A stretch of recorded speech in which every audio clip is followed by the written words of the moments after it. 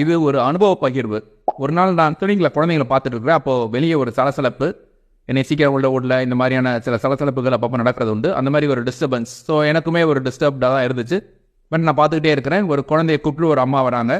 நான் அவங்களை பார்த்துட்டே இருக்கும்போது ஒரு நிமிஷம் கழிச்சு அந்த குழந்தையோட அப்பா உள்ள வராரு. அவர் அப்படியே என்னை முறைச்சு பார்த்துக்கிட்டே வராரு. அப்படியே சுற்றி வந்து உட்கார்றாரு. நான் என்னோட பெரிஃபெரி ஆஃப் விஷனில் பார்க்குறேன். அவர் அப்படியே உத்து பார்த்துக்கிட்டே இருக்காரு. ஸோ நான் முடிவு பண்ணிட்டேன், இவர் தான் அந்த ப்ராப்ளம் மேக்கர் அப்படின்ட்டு. அவரை நான் அவாய்ட் பண்ணிவிட்டு நான் இவங்க கிட்ட பேசிட்டு குழந்தைக்கு ட்ரீட்மெண்ட் கொடுத்து அனுப்பிச்சிடுறேன். அவங்க எந்திரிச்சு வெளியே போகும்பொழுது அந்த அப்பா சொல்கிறாரு, சார் எனக்கு 80% பார்வை குறைபாடு. என்னோட குழந்தைக்கு யார் ட்ரீட் பண்ணுறாங்களோ அந்த டாக்டர் முகத்தை பார்க்கணுன்ட்டு நான் அவங்கள ஊத்து பார்த்துட்டு இருந்தேன், தப்பாக நினச்சிக்காதீங்க அப்படின்னு சொன்னார்.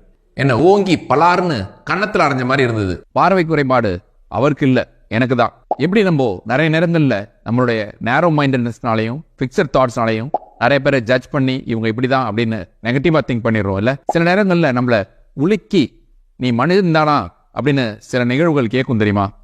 அந்த மாதிரியான ஒரு நிகழ்வு அது.